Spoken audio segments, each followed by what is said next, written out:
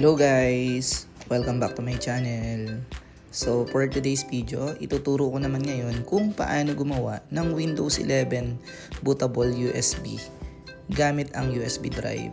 So ang una nga pala na kailangan natin ay yung USB drive mo ay at least 8GB yung size. And then ang gagamitin natin ay yung Rupos.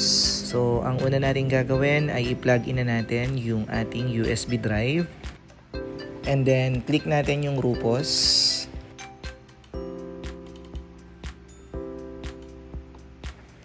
And then, pag open natin sa Rupos, ito na makikita na natin, detected na yung ating flash drive.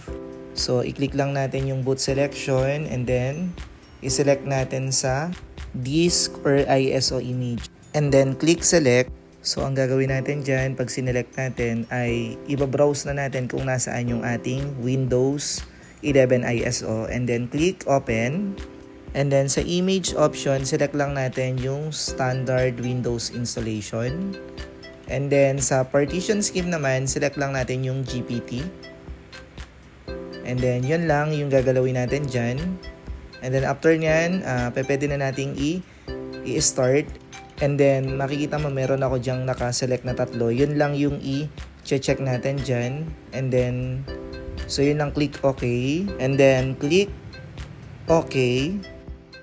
So ayan, makikita mo nag-i-start na yung process. So ginagawa na ni Rupos yung ating bootable. So antayin lang natin hanggang matapos yan. Doon sa may ibaba, makikita natin may lalabas na done pagkatapos na yung ating Windows 11 OS bootable.